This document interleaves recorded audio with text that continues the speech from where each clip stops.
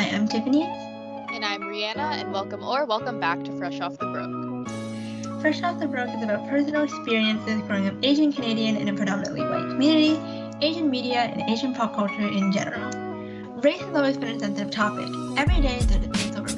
With our podcast, we intend to shed light on the experiences of first-generation Asian immigrants, not put them on a pedestal. We understand that race isn't everything, but there should be an acknowledgement of people of color, the knowledge gap, and the racial divide that will ideally be broken. Now that that's out of the way, let's get into the episode. Today's topic is stolen Asian artifacts. The general basis of this episode is that we are going to be looking into some Asian countries whose artifacts have been stolen back during the war, many centuries ago as a result of looting, business, both, among other things, and talking about certain reparations that have or have not been made. And, giving some of our general thoughts and talking about what this all means in today's world. Basically sum it up, I'm going to use a paraphrased quote from a British YouTuber. Basically, he says that the British Museum contains stuff that has mostly been stolen from other countries.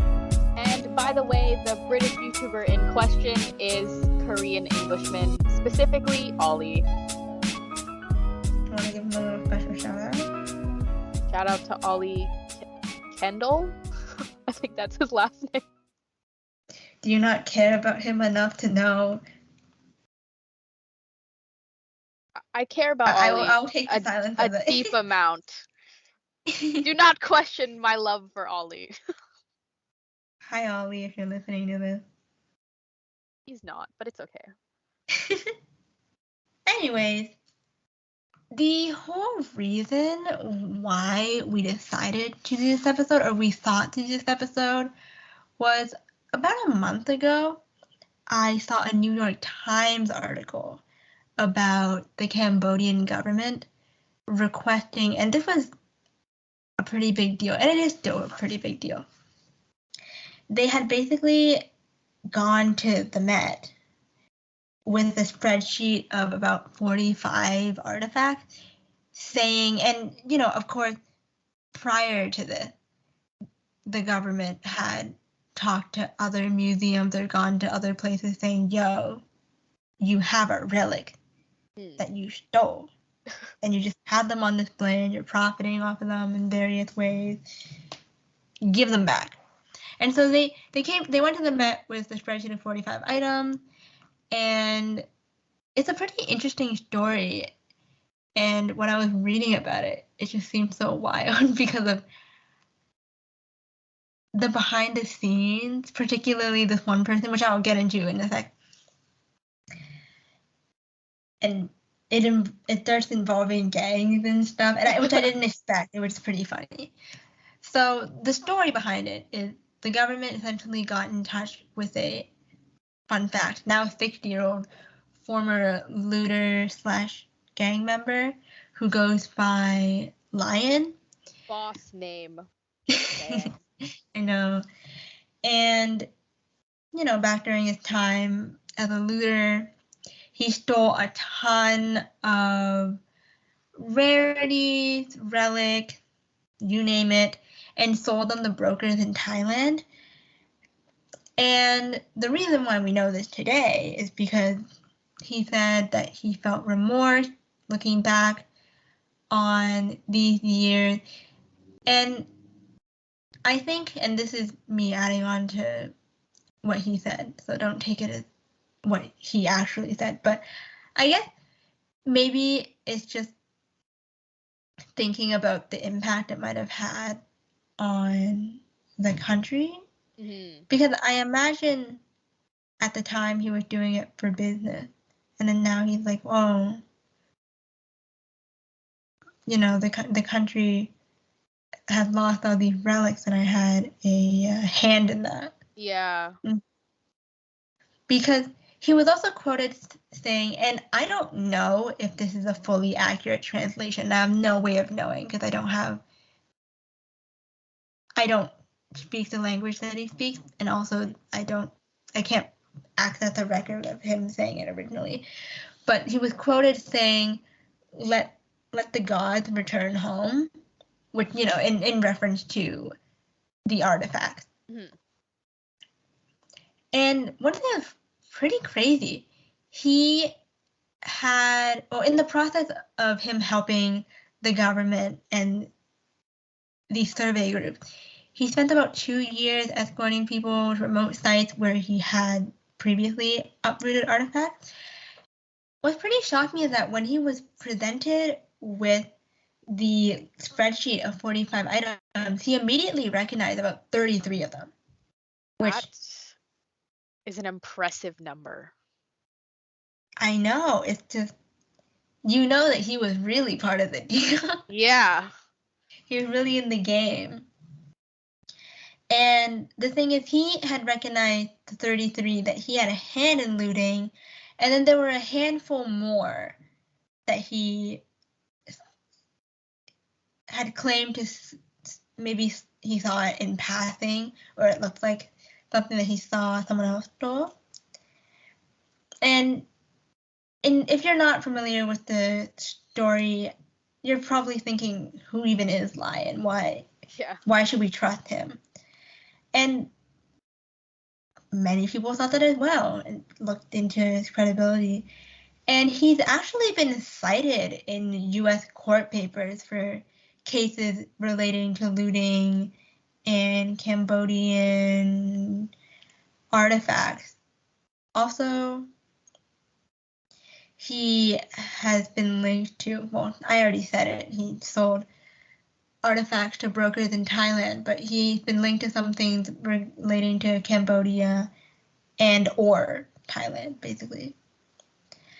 And what's really annoying, at the time, and this really hasn't changed much since I read the article, the Met has declined to really respond at all, issue an apology or anything to the Cambodian government. And they basically said, oh, we're open to looking into it, but we won't. And we're conducting an investigation. But sorry, not sorry, It's so yeah.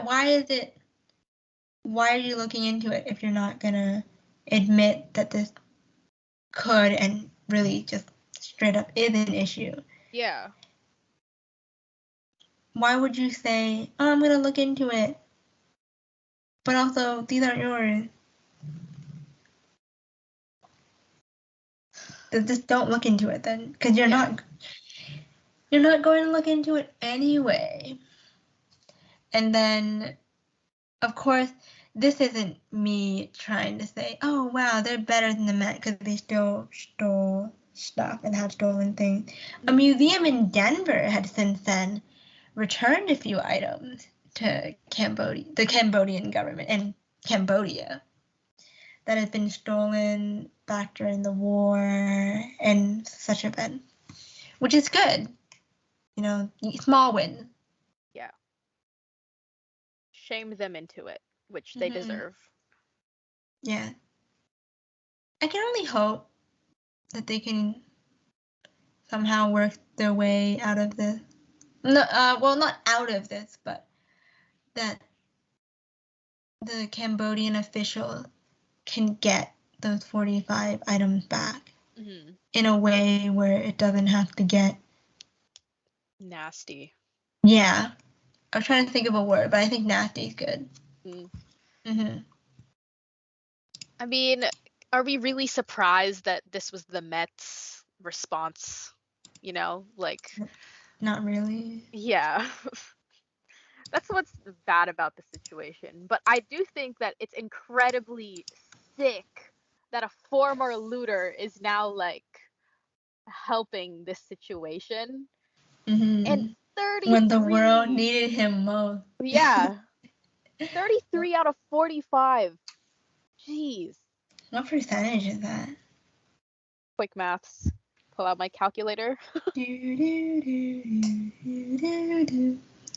73.333333. That's a passing grade. No, it is not. I mean, it is. But for our audience, you know what we mean. You know. Yeah. But geez, that change of heart, that's impressive. Mm-hmm. You could have gone to the grave with all that. Yeah. All the 33.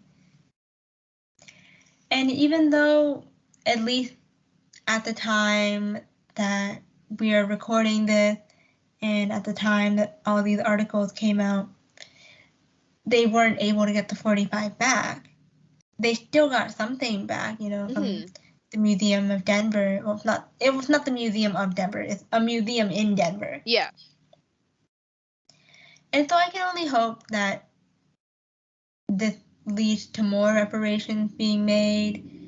And since this was in a New York Times publication, it reaches more eyes. Yeah. And people talk more about this issue. Because even just with this episode, this is something that's been known, that tons of artifacts from any country have been stolen by Europeans, Westerners, and thrown in their museum. But no one really talks about it all that much. Yeah, no. It's just known, and then not that much goes to fix it. Things stay in museums, and we're open to looking into it, but we won't give it back to you. Yeah. So just don't look. I also think just like not or acknowledging this in general, because I don't know, maybe it's just me who feels this way, but especially with kids, the way that the idea of a museum is presented to young people / kids, it's very much like, look at this cool thing that we found, and you just grow up thinking like, oh cool, this is basically like a collection. You don't really understand just the amount of history in getting these artifacts alone. Like, Of course. That's a whole nother story to this that some people don't even know about. And it's kind of similar to how people glorified and continue to glorify Christopher Columbus. Oh yeah. For discovering America the Great. It's the whole discovering aspects of things. That word is just like, wow, so impressive. Look at this land we found, and all these people we ruined. Yeah. All these people that we quote unquote saved. Like, no. Not at all. Not even close. The literal opposite. But I digress. Not too unsimilar to what the Met did in declining to respond, or basically responding with a non-response.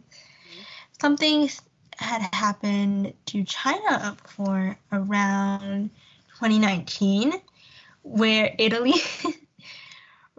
randomly, well, in my opinion, it was kind of randomly, that they returned 796. I just had to say it that way. Artifacts back to China. And you know how they did it? How? They straight up were just acting as if they found it somewhere. They said, they pretended not to know how the pieces got there and said they were of quote-unquote illicit origin. Oh my. 796 things? Oh wow, what's that over here? How did that get there? Oh my gosh. How did these 796 things get there? What a little accident. Not gonna acknowledge. Which doesn't make any sense at all. I mean, No. it's not supposed to make sense. It's just that you would think they would come up with something. Yeah. Just a bit more believable. Yeah, not like, oopsie, what are these? Yeah, how else would it have got 800 things, basically? That is an absurd amount to be like, uh-oh. Mm-hmm. And then in the process of that, and also, I guess, in the aftermath, China and Italy then signed a symbolic agreement that saw them working together in fighting illegal art trafficking. Wow. And Italy's culture minister said that the arrangement marked an important step in relations between the two countries. Interesting how that works. Mm-hmm. It's like, oh, oopsies. Anyways, let's sign this symbolic agreement. You want to be friends? Yeah. Hey, buddy, old pal. Not even like a sorry, let's be friend. It's like, oops. Anyways, you want to sign this for me? Can I get your autograph here, here, and here? Yeah. For no reason. Yeah. Don't look into it too much. Mm-hmm. Just so, I'm not saying I would understand if it was 9 things or 3 things. It just seems so ridiculous that you would have almost 800 things and say you don't know where they came from. Like, think of something. Mm-hmm. Anything is better than that. Like, a 2-year-old could think of something better than that. Not oopsie, where did that come from? You're not wrong. How did that thing get over here? How did those 800 things just, oh, would you look at that? Yeah.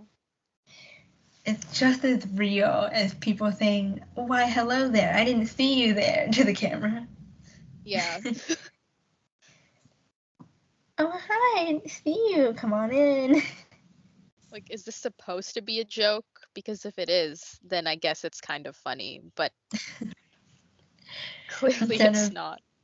Instead of 73 questions with Italy, it's 796 questions with Italy. Gosh. And that's such a... That high of a number with that excuse is not acceptable. I mean, it's not acceptable in any way, but, like, it's just ridiculous. Yeah. It's not like they were extremely small things, like beads or something. You got figures, you got various rarities, things like that. Just, it's even worse. There's so much stuff there. I'll have a few images on the screen of various pottery items. Ooh. And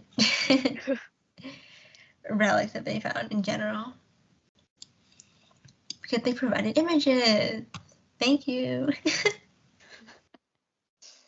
Of all 796 pieces. Probably not, but you'll have an image of a few. Man, that's just embarrassing. It is. Man, you couldn't have thought of any other excuse. Seriously. Like, that's what I'm mad about. No. Just another example of stolen artifacts is seen when 2 lintels were stolen from Thailand during the Vietnam War. And just in case anyone doesn't know what a lintel is, it's basically the top part or beam or arch of a doorway structure. And the repatriation ceremony was held at the Royal Thai Consulate General in Los Angeles to commemorate the return of the priceless ancient artifact. Mm-hmm. I think that's great because, of course, it had taken so long for it to come back. I say that like it's coming to Canada. It's taken so long to return to its rightful owner or their rightful owners. And hearing about how they had a whole repatriation ceremony, brings a little smile to my face. Yeah. That they were Finally. able to celebrate this moment and also just, in the most simplest sense, have something that meant so much to them belong to them again. Yeah. When talking about stolen artifacts in general, they aren't necessarily limited to established museums. And when I say that, I'm specifically talking about Ripley's Believe It or Not. So, for those of you who don't know what Ripley's Believe It or Not is, it's this American franchise that talks about oddities.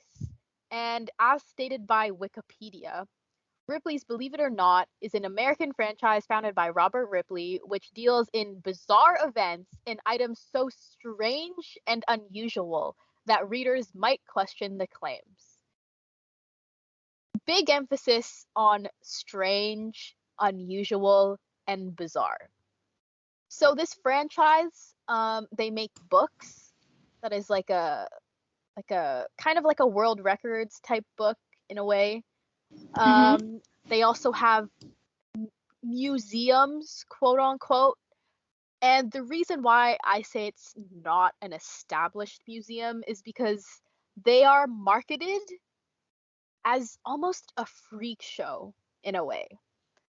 It's like, come inside the museum and see all the wonders of the world, all these bizarre, strange things that'll make you scared or disgusted. And that's how it's marketed. And they do have cultural sections in these museums. And I've been to some of them, so I can say that. But yeah, they aren't limited to Asian culture, but they do have artifacts from Asian culture as well as cultures from just all around the world. And it's definitely a problem when you have items of a specific culture that is still around to this day and your whole marketing strategy is on weird and bizarre oddities. Yeah, it's so Insulting. Over here you see I don't know, vampires, werewolves, and then over here, look at this weird Asian thing that person. some Asian people did. Yeah. And the thing is, obviously, if it was actually a believe it or not-esque weird thing, I would understand, but they were just actual cultural practices. Yeah. And then you have a weird thing about bugs, Yeah. Like, for example, I guess you could say, like, oh, look at this. This is a made-up example. I'm not thinking of anything in specific, but Okay. look at this, like, ceremonial stick from this ritual that this culture practices to this day. Wow, so strange, so scary. And you look to the next section, it's like, look at this two-headed cow. Look at this bearded lady. It's like, okay, where are we drawing the line here? Because I know where I am. And it's right beyond this door. Let's go. Come on, let's pack it up. No, but it's seriously like designed as like you walk through these sections. So let's say like the cultural section is of a place that has a lot of jungles. Yeah. The ceilings will be covered in fake plants. There's going to be a fake tree, all this stuff, and maybe like monkey noises playing through the speakers. And it's like bizarre. And then you walk out of the area And then you're in the like vampire section, and then all of a sudden it's all like a bunch of coffins everywhere, garlic, all that. I see. Never been to a Ripley, believe it or not, museum before, and I don't exactly plan on going, especially with this new information that I now have. Highly don't recommend. This is mildly related, but when I went to one the first time, I had this terrible feeling. I just felt like the vibes were off. That's a terrible way to describe it, but it just felt like someone was following us while we were walking around the museum. It was so unsettling, and after that I swore to myself I'd never go in one again, but then I had to go to one like with a friend later, a couple years later. Oh, really? Yeah. But I was watching Ghost Adventures, great show, Nice. highly recommend. And one of the episodes, they actually do a ghost investigation at a Ripley's Believe It or Not museum.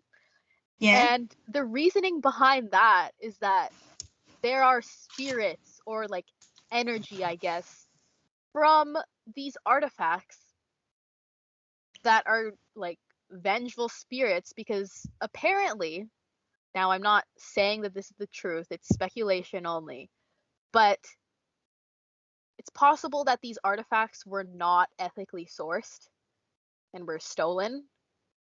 So that's why a lot of people think that they're quote unquote haunted, or I guess like after I watched that episode, I was like, maybe that's why I had such weird vibes walking around.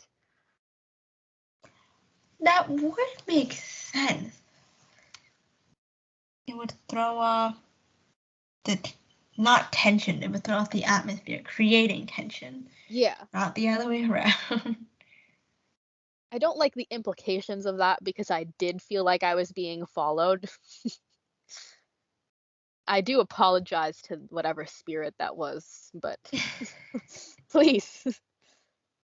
All these instances and cases that we mentioned today was really just to shed some more light on this long-lasting and well-known, but just not well, I don't want to say not well discussed, because it makes it seem like everyone that's been discussing it has been doing a terrible job, but hasn't been discussed as often as some other issues of a similar realm regarding culture and everything. As we said earlier, this issue isn't just for Asians, it's for cultures everywhere. For example, tons of African and indigenous artifacts remain unturned. A French museum returned 26 works of art to a West African nation a century later. Just an example. And overall, in us trying to shed some light and highlight these issues, we hope that for those that maybe weren't aware or had seen it in different lights, they thought, oh no, of course these people just want their things back because they're being greedy. No, it's not really. That's not really the case. And we hope that we maybe change your perspective, open your eyes to something, and we hope you learned something today, even if it was just a little thing. And as always, thanks for tuning in today. Leave a comment down below, maybe about your experiences or your knowledge of any of these cases. For example, with Cambodia government, no, not the Cambodia government, the Cambodian artifact, 796 random items just laying around. Yeah, oh my god. The Thai artifact that was stolen during the Vietnam War. And what's your opinion on Ripley? Yeah, what is your We want to know. There's only one correct opinion, by the way. And if you state the wrong one, Rihanna may personally block you. Yeah. So be careful. If you guys like this episode and want to stay connected with us, check out our website in the description. It contains links to our streaming platforms such as Spotify, Anchor, Apple Podcasts, and more. Follow us for more behind-the-scenes content, announcements, and other random things we decide to put on there. See you next time. Bye. Bye.